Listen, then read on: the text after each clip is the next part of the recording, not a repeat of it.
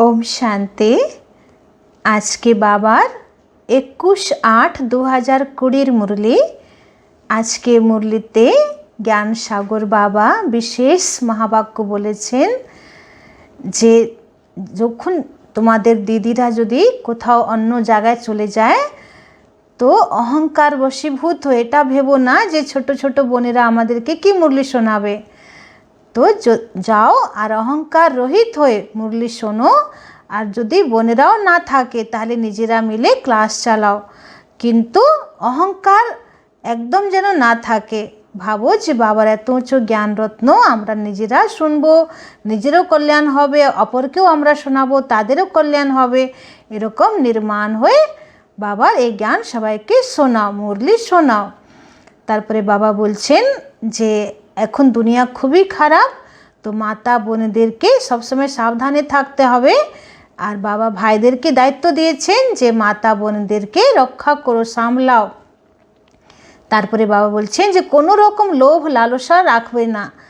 অনেকের মনে হয় না সারাদিন যে খাই ওই খাই, তো বাবা বলছে এটাও একটা মায়া, তো এরকম আসক্তি রাখো না, তাহলে তোমাদের যোগ লাগবে না। এভাবে মায়াকে তোমাকে জয় করতে হবে। তারপরে অনেকেরা ভাবে আমি যতক্ষণ মুরলি শুনছি বাবাকে ইয়াদই তো করছি, কিন্তু বাবা বলছেন কি নিজেকে চেক করো যে মুরলি শোনার সময় তোমার বুদ্ধির যোগ অন্য কোথাও যাচ্ছে না। তো যদি মুরলি শোনার সময়ও যদি তোমার মন বুদ্ধি এদিক ওদিকে ঘুরে বেড়াচ্ছে তো ওটাকে যোগ বলা হবে না, বাবা মাইনাস করে দেবেন।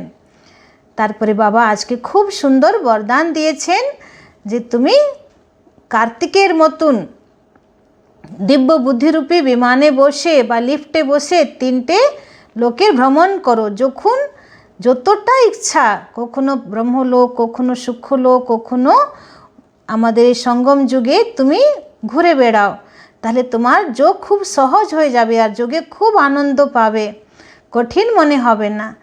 আজকে বাবা স্লোগানেও খুব সুন্দর কথা বলেছেন যে সব সময় নিজের মনকে খুশি আনন্দে রাখা, এটাই হচ্ছে জীবন যাপন করার সুন্দর পদ্ধতি। আসুন এবার আমরা বাবার পুরো মুরলি विस्तारितভাবে শুনব। मीठे बच्चे, ज्ञान को बुद्धि में धारण कर आपस में मिलकर क्लास चलाओ, अपना और औरों का कल्याण कर सच्ची कमाई करते रहो। বাবা বলছেন যে যে ভাই বোনরা পুরনো হয়ে গেছেন তো তারা নিজেরা মিলে ক্লাস চালাও এবং নিজের স্থিতিকে ঠিক রেখে নিজের সাচ্চা কামাই করো এবং অন্যকে कराओ। बाबा आज के प्रश्न जिज्ञेस करছেন, तुम बच्चों में कौन सा अहंकार कभी नहीं आना चाहिए। बाबा বলছেন তোমাদের মধ্যে কি একটা অহংকার যেন কখনো না আসে। তো उत्तरे बाबा बोलছেন, कई बच्चों में अहंकार आता है कि यह छोटी छोटी बालकियां हमें क्या समझाएंगी।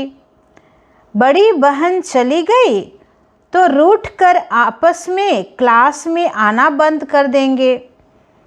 बाबा बोलছেন অনেক বাচ্চাদের মধ্যে এই অহংকার চলে আসে कि ছোট ছোট বোনেরা আমাদেরকে কি জ্ঞান শোনাবে, বড় দিদি কোথাও চলে গেছে তো নিজেরা रुष्ट हो क्लासे आसा बंद कर दे। यह है माया के विघन। बाबा कहते बच्चे तुम सुनाने वाली टीचर के नाम रूप को न देख, बाप की याद में रह मुरली सुनो, अहंकार में मत आओ। बाबा बोलছেন যে তুমি যে নিমিত্ত দিদি তোমাকে মুরলি শোনাচ্ছে তো তাদের নাম রূপকে না দেখে বাবার ইয়াদে মুরলি শোনো, কোনো রকম অহংকারে এসো না। ओम शांति। बाप बैठ बच्चों को समझाते हैं। अब बाप जब कहा जाता है तो इतने बच्चों का एक जिस्मानी बाप तो हो नहीं सकता। यह है रूहानी बाप, उनके ढेर बच्चे हैं। बच्चों के लिए टेप मुरली आदि सामग्री है। बच्चे जानते हैं अभी हम संगम युग पर बैठे हैं पुरुषोत्तम बनने के लिए। बाबा बोलছেন যে বাবা বেহদের বাবা, তো এতগুলো বাচ্চার বাবা তো জিসমানি হতে পারে না, শারীরিক পিতা তো হতে পারে না, বাবা তো আমাদের রুহানি পিতা, আত্মার পিতা। তো বাবা বলছেন তোমাদেরকে আমি মুরলি কিভাবে শোনাচ্ছি। তো বাবা মধুবনে মুরলি শোনায়, সেটা টেপের মাধ্যমে সব সেন্টারে চলে যায়। তো বাবা এখন আমাদেরকে পুরুষোত্তম বানানোর জন্য এত উঁচু জ্ঞান দিচ্ছেন। यह भी खुशी की बात है, बाप ही पुरुषोत्तम बनाते हैं। यह लक्ष्मी नारायण पुरुषोत्तम है ना। इस सृष्टि में ही उत्तम पुरुष मध्यम और कनिष्ठ होते हैं। आदि में है उत्तम, बीच में है मध्यम, अंत में है कनिष्ठ। सत्ययुग आदिते आमरा छिलाम उत्तम, दापुर जुगे मध्यम और कलिते आमरा पुरो कनिष्ठ हो गेছি।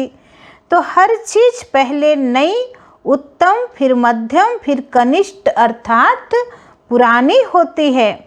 বা বলছে এই জগতের প্রত্যেক বস্তুরই তিনটে অবস্থা হয়, প্রথমে উত্তম, তারপরে মধ্যম, তারপরে कनिष्ठ। दुनिया का भी ऐसे है। तो जिन जिन बातों पर मनुष्यों को संशय आता है उस पर तुमको समझाना है।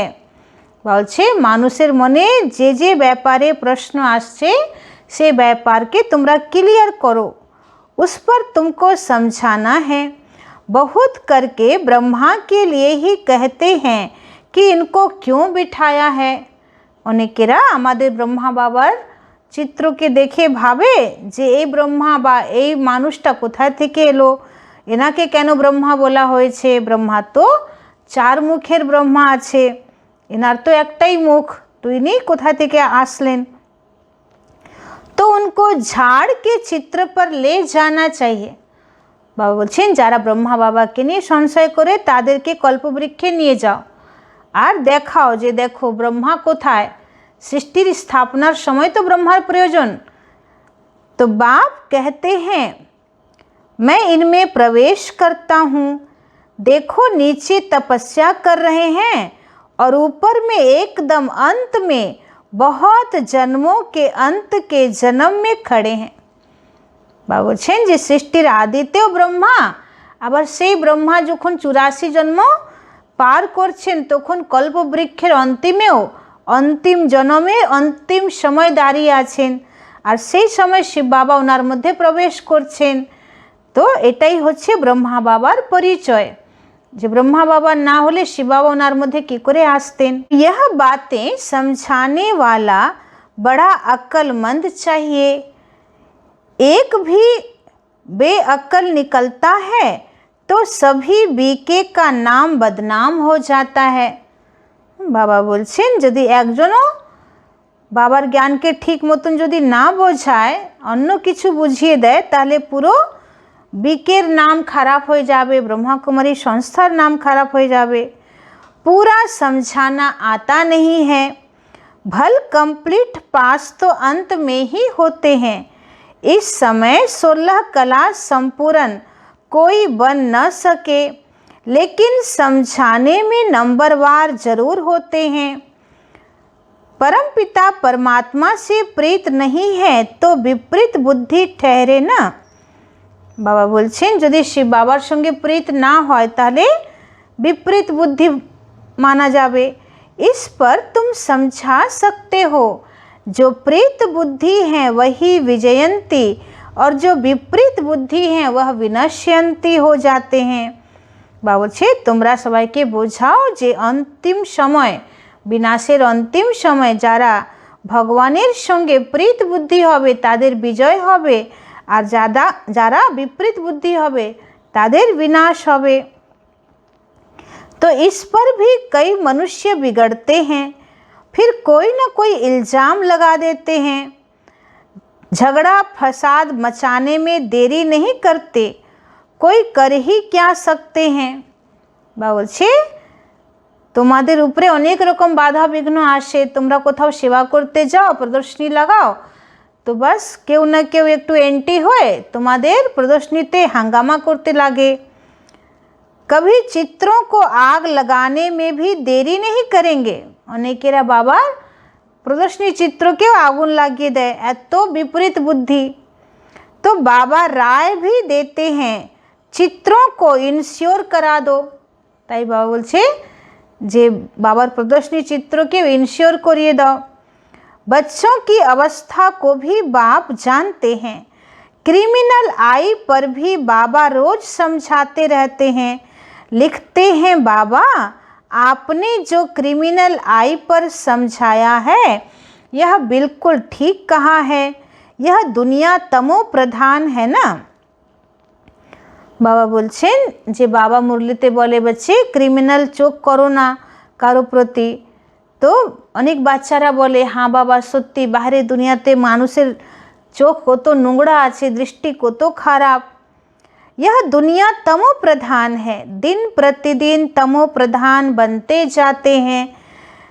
वो तो समझते हैं कलयुग अभी रेगड़ी पहन रहा है, घुटनों के बल चल रहा है, अज्ञान नींद में बिल्कुल सोए हुए हैं।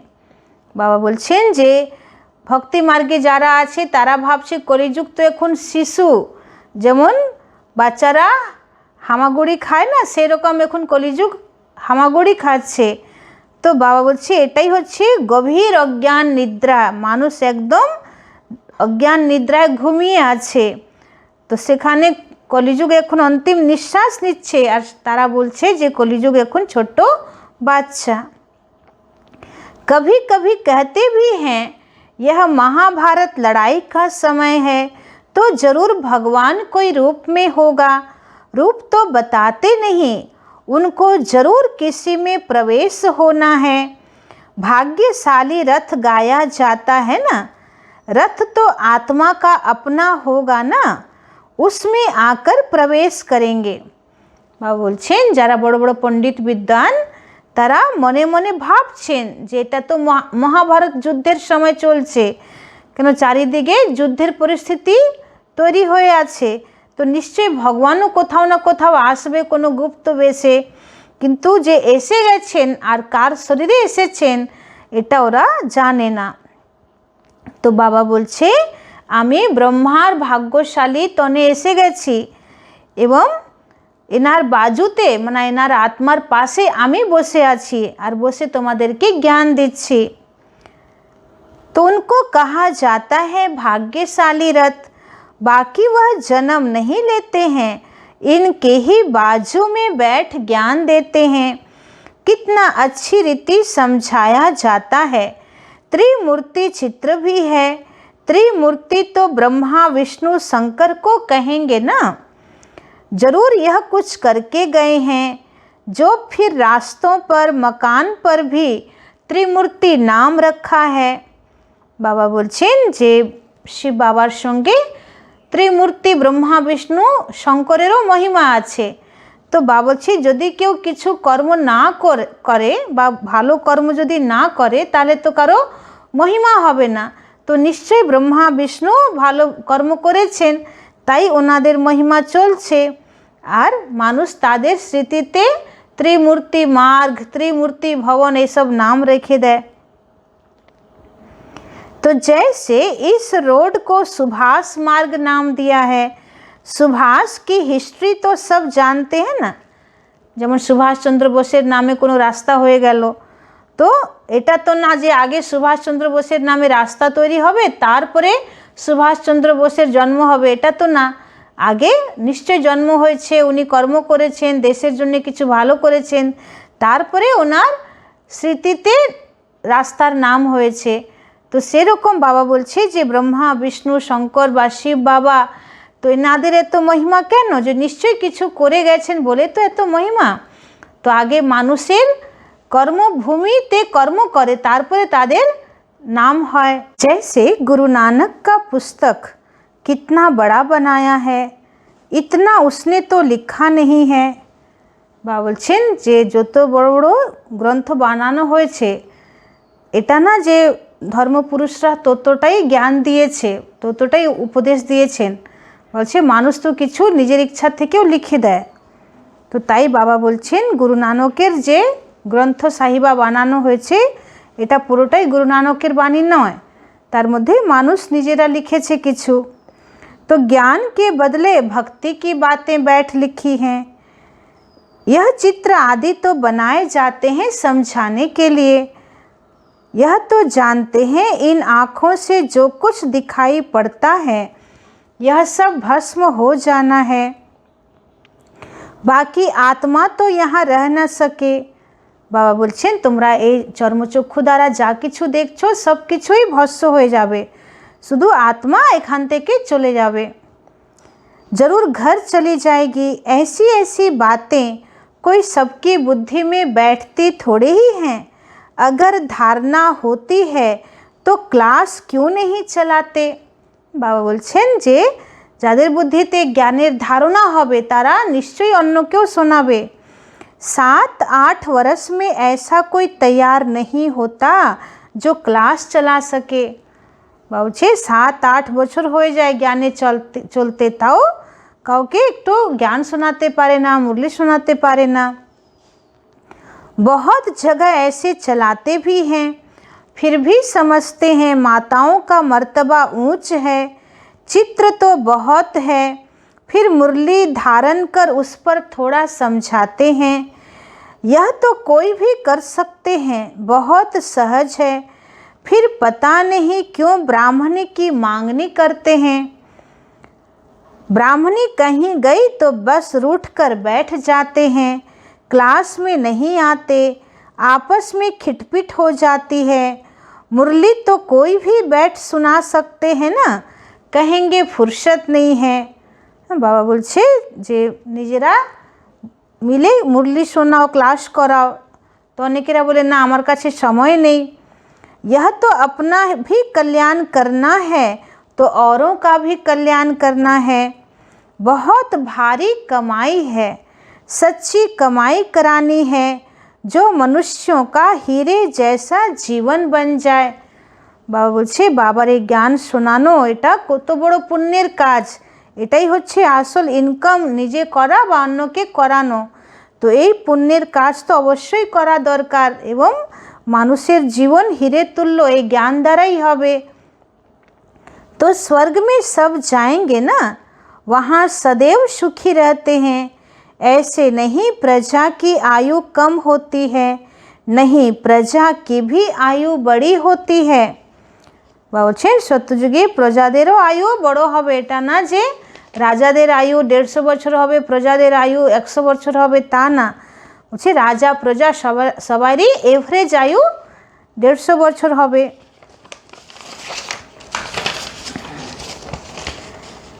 है ही अमर लोक, बाकी पद कम जास्ती होते हैं।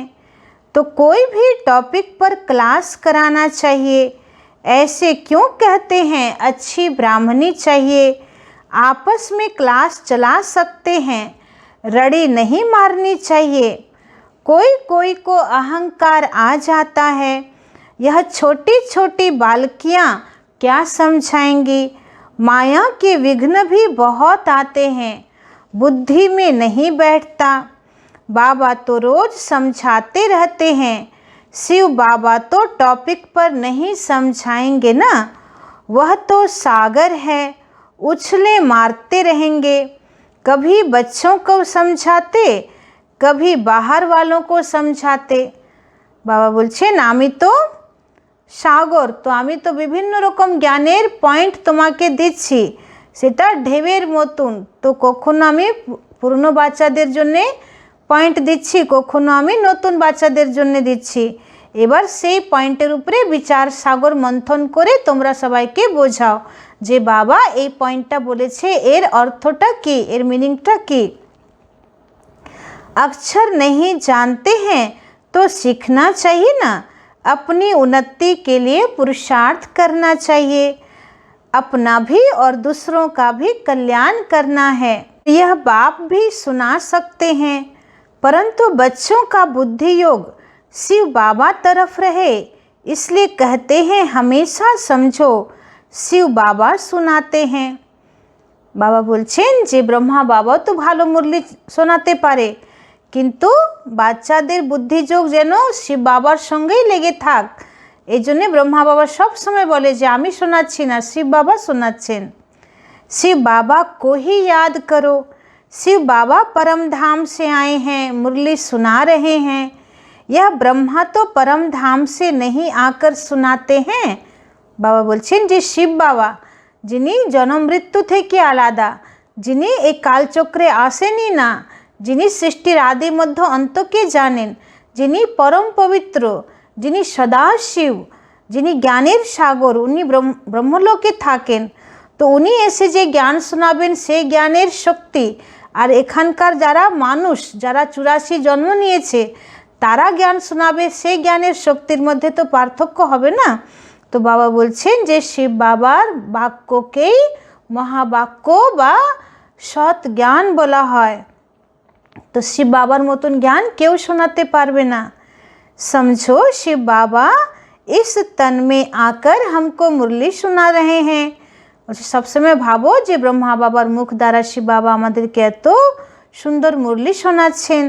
यह बुद्धि में याद होना चाहिए। यथार्थ रीति यह बुद्धि में रहे तो भी याद की यात्रा रहेगी ना। परंतु यहाँ बैठे भी बहुतों का बुद्धि योग इधर उधर चला जाता है। यहाँ तुम यात्रा पर अच्छी रीति रह सकते हो। बाबा बोलছেন যে অনেকে দেরি মুরলি শুনতে শুনতেই বুদ্ধিযোগ অন্যদিকে চলে যায়।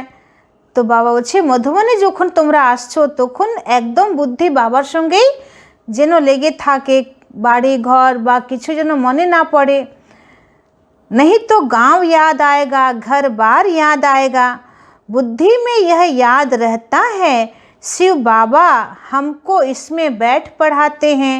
हम शिव बाबा की याद में मुरली सुन रहे थे, फिर बुद्धि योग कहाँ भाग गया। ऐसे बहुतों का बुद्धि योग चला जाता है। আমাদেরও হয় না যে মুরলি শুনতে শুনতে বুদ্ধিযোগ অন্যদিকে চলে গেল, তারপরে মনে পড়লো আরে বাবার মুরলির এই পয়েন্টটা তো আমার মাথা থেকে চলেই গেল, হ্যাঁ কত কিছু আমি মিস করে দিলাম, তারপরে আবার বুদ্ধি মুরলিতে আসে। तो यहाँ तुम यात्रा पर अच्छी रीति रह सकते हो। समझते हो शिव बाबा परम धाम से आए हैं। बाहर गाँव आदि में रहने से यह ख्याल नहीं रहता। বলছে যারা একদম গ্রামগঞ্জে থাকে তারা এসব চিন্তনে থাকতে পারে না। कोई कोई समझते हैं शिव बाबा की मुरली इन कानों से सुन रहे हैं, फिर सुनाने वाले का नाम रूप याद न रहे। বলছে এটা খুবই উঁচু স্থিতি যে মুরলি যেই শোনাবে কিন্তু যে বাবার একদম খাঁটি বাচ্চা সে কি অনুভব করবে যে আমি তো শিব বাবার মুরলি শুনছি, কে শোনাচ্ছে তার রং রূপ কেমন সে তার চেহারার দিকে যাবে না, সে তো বাবার মহাবাক্যকেই শুনবে আর সেই লগনে মগন হয়ে শুনবে যে বাবা আমাকে কি শোনাচ্ছে, আজকে বাবার মুরলিতে কি চলছে। তো এরকম বাবা বলছে বাচ্চারা খুব কম যারা কারো নাম রূপকে দেখে না। यह ज्ञान सारा अंदर का है, अंदर में ख्याल रहे शिव बाबा की मुरली हम सुनते हैं, ऐसे नहीं फलानी बहन सुना रही है। বাবা বলছে সবসময় চিন্তনে থাকো যে শিব বাবার মুরলি আমি শুনছি বা কোনো বোন শোনাচ্ছে এটা না। शिव बाबा की मुरली सुन रहे हैं, यह भी याद में रहने की युक्तियां हैं। ऐसे नहीं कि जितना समय हम मुरली सुनते हैं याद में है, नहीं। बाबा कहते बहुतों की बुद्धि कहाँ कहाँ बाहर में चली जाती है। বাবা বলছে অনেকেরা ভাবে যে আমরা যতক্ষণ মুরলি শুনছি এটা বাবার ইয়াদেই তো আছি, কিন্তু মুরলি শোনার সাথে সাথেও অনেকের বুদ্ধি এদিকে ওদিকে ঘুরে বেড়ায়। তো ওই টাইম তো বাবার সঙ্গে আর যোগ নেই, তো মাইনাস হয়ে যাবে। তো বাবা বলছে এইভাবে যেন কেউ না ভাবে যে আমি যতক্ষণ মুরলি শুনছি ততক্ষণ বাবার ইয়াদেই ছিলাম।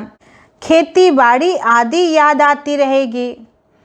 বলছেন অনেকেরা চাষি ভাইয়েরা আছে তারা মুরলি শুনতে শুনতে চাষের কথা মনে করবে।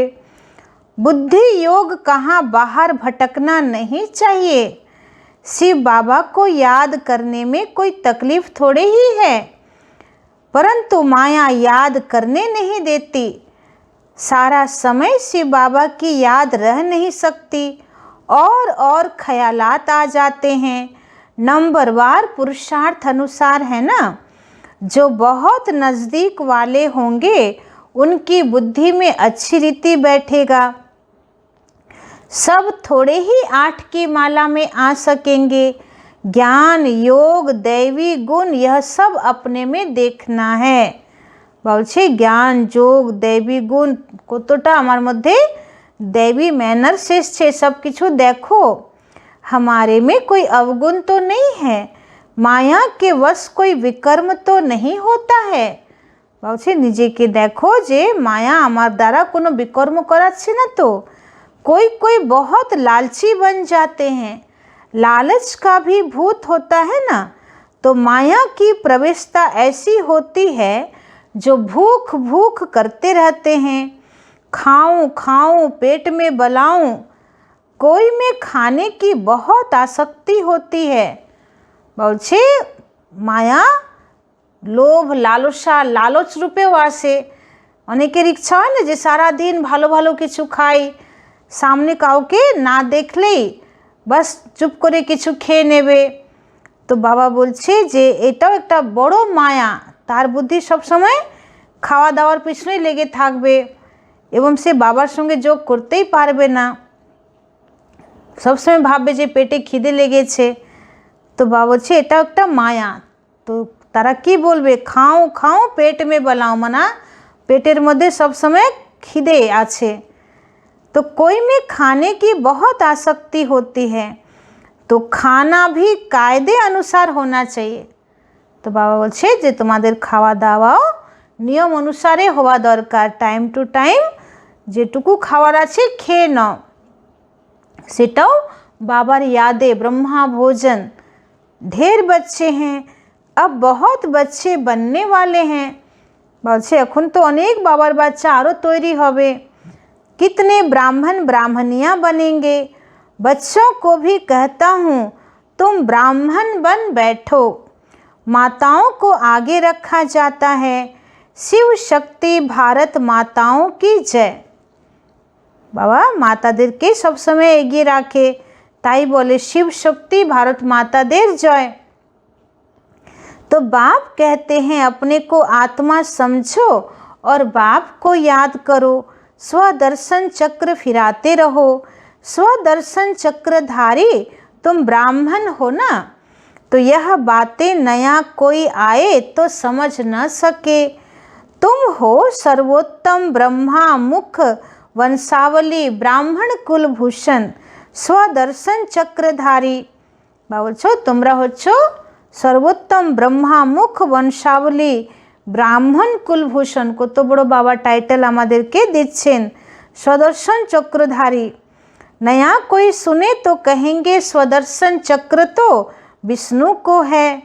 নতুন কেউ শুনলে কি ভাবে যে সুদর্শন চক্র তো বিষ্ণুর হাতে দেখানো হয়েছে, তাহলে এখানে এরা নিজেকে কেন বলে আমরা সুদর্শন চক্রধারী।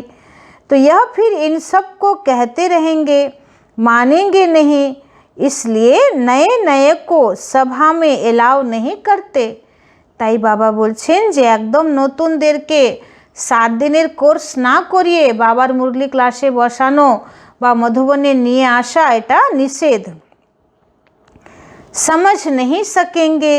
कोई फिर बिगड़ पड़ते हैं। क्या हम बेसमझ हैं जो आने नहीं दिया जाता है? क्योंकि और सत्संगों में तो ऐसे कोई भी जाते रहते हैं। बाबा बोलছেন যে অনেকের আবার অসন্তুষ্ট হয়ে যায় যে আমরা কি বোকা, আমরা কি আপনাদের ক্লাসে যেতে পারবো না।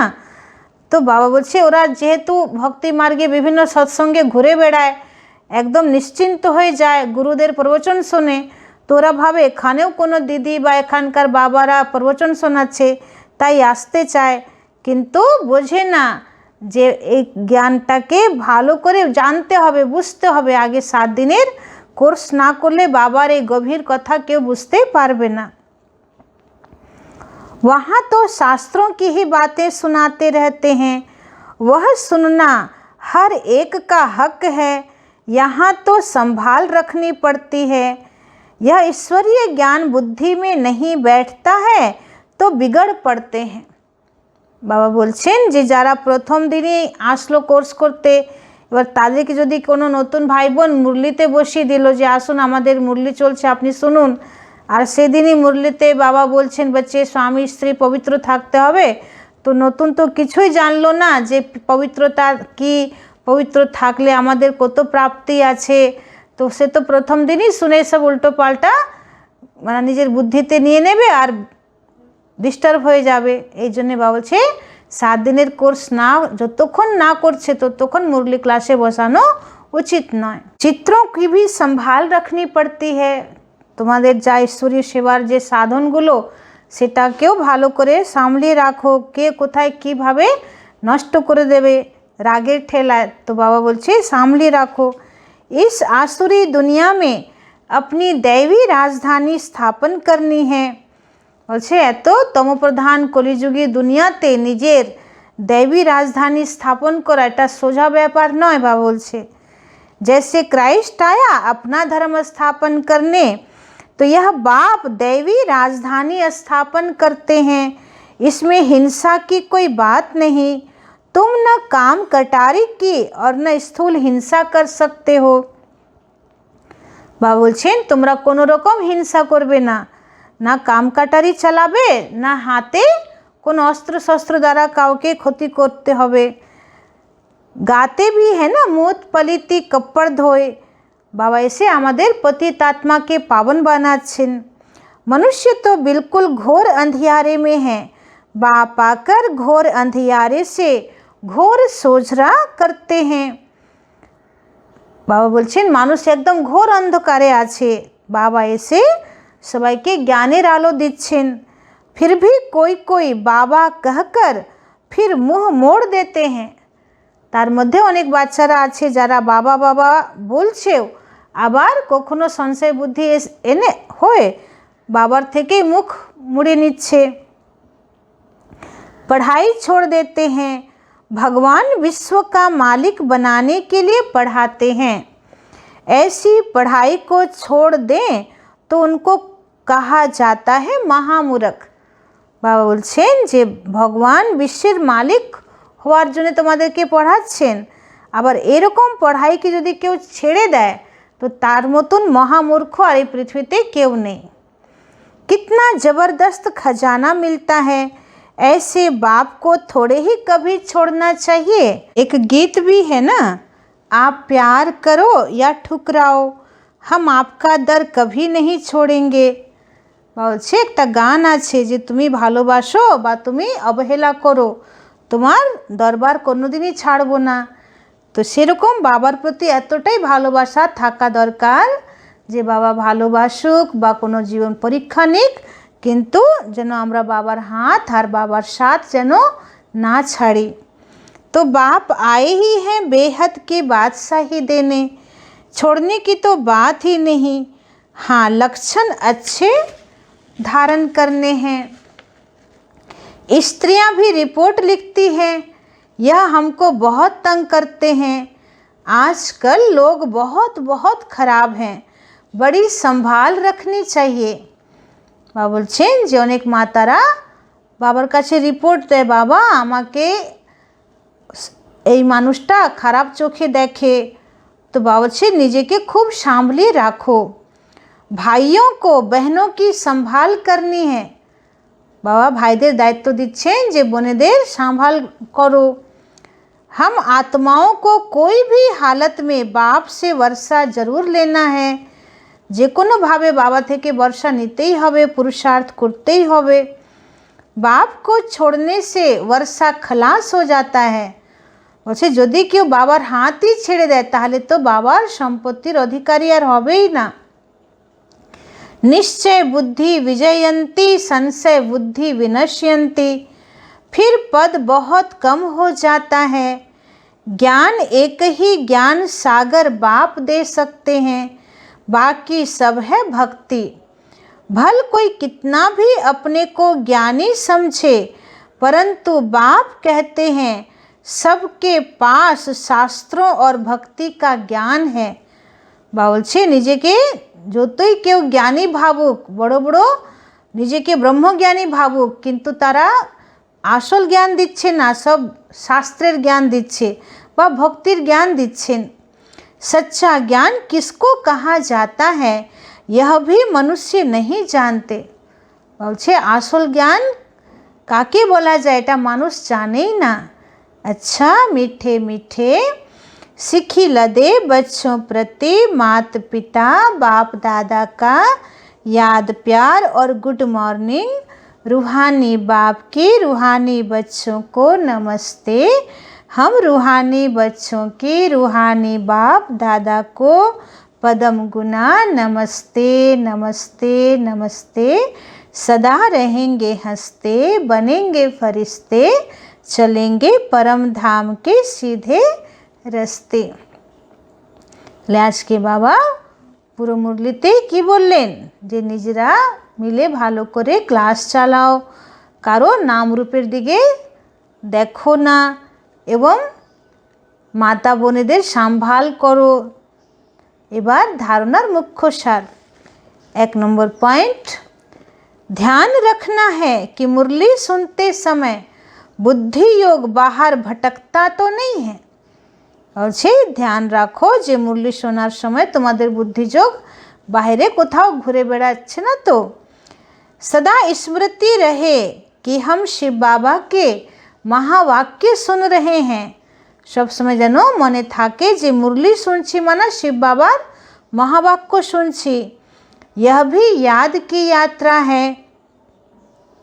2 नंबर पॉइंट, अपने आप को देखना है कि हमारे में ज्ञान योग और दैवी गुण है।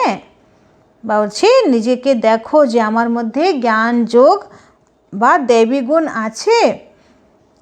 লালচ का भूत तो नहीं है। আজকে বাবা ভালো করে বুঝিয়েছেন যে অনেকের মনে সবসময় খাও খাও থাকে, তো কোনো রকম লালসা নেই তো। माया के वश कोई विकर्म तो नहीं होता है। বলছে মায়ার বশীভূত হয়ে তুমি কোনো বিকর্ম করছো না তো। आज का वरदान, दिव्य बुद्धि की लिफ्ट द्वारा तीनों लोकों का सैर करने वाले सहज योगी भव। दिव्य बुद्धि की लिफ्ट द्वारा तीनों लोकों का सैर करने वाले सहज योगी भव। বলছেন দিব্য বুদ্ধির লিফট দ্বারা 3 লোকের ভ্রমণ করো, এতটাই সহজভাবে যোগ করো। संगम युग पर सभी बच्चों को दिव्य बुद्धि की लिफ्ट मिलती है। इस वंडरफुल लिफ्ट द्वारा तीनों लोकों में जहाँ चाहो वहाँ पहुँच सकते हो। बाबा বলছেন সঙ্গম যুগে সমস্ত বাচ্চাদেরকে বাবা দিব্য বুদ্ধির লিফট দিচ্ছেন। তো এই ওয়ান্ডারফুল লিফট দ্বারা 3টে লোকের ভ্রমণ করো, যখন ইচ্ছা যেখানে ইচ্ছা সেখানে চলে যাও, কখনো পরমধামে, কখনো সুখলোকে, কখনো মধুবনে, কখনো সত্যযুগে। तो सिर्फ स्मृति का स्विच ऑन करो तो सेकंड में पहुंच जाएंगे और जितना समय जिस लोक का अनुभव करना चाहो उतना समय वहाँ स्थित रह सकते हो। যতক্ষণ তোমার ইচ্ছা যে আমি এখন পরমধামেই বসে থাকবো বাবার কাছে একদম বিন্দি হয়ে পরমধামের গভীর শান্তিকে অনুভব করব, তো যতক্ষণ ইচ্ছা সেখানেই বসে থাকো। আবার যদি মনে হয় যে আমি সূক্ষ্মলোকে ব্রহ্মা বাবার কাছে বসবো একদম ফরিস্তা হয়ে, তো ব্রহ্মা বাবার সম্পূর্ণ ফরিস্তা রূপকে দেখো আর নিজেও ফরিস্তা হও, বা ব্রহ্মা বাবার হাত ধরে পুরো বিশ্বের ভ্রমণ করো। আর কখনো যদি মনে হয় তাহলে মধুবনে চলে যাও, সেখানে 4টে ধামের যাত্রা করো। বাবার কামরা আছে, বাবার কুটিয়া আছে, তারপরে শান্তিস্তম্ভ আছে, ব্রহ্মা বাবার সমাধিস্থল আছে, বাবার হিস্ট্রি হল আছে। তো মধুবনে ঘুরে বেড়াও বা কখনো সত্যযুগ চলে যাও। তো বাবা বলছে দিব্য বুদ্ধির লিফট দ্বারা যেখানে ইচ্ছা ঘুরে বেড়াও। इस लिफ्ट को यूज करने के लिए अमृत बेले केयरफुल बन स्मृति के स्विच को यथार्थ रीति से सेट करो। বলছে এই লিফটকে ইউজ করার জন্যে অমৃত বেলা থেকেই খুব কেয়ারফুল হয়ে স্মৃতির সুইচকে ভালো করে সেট करो। अथॉरिटी होकर इस लिफ्ट को कार्य में लगाओ तो सहज योगी बन जाएंगे। যেমন যদি কেউ লিফট চালাতেই না জানে তাহলে সে লিফটে কী করে বসবে?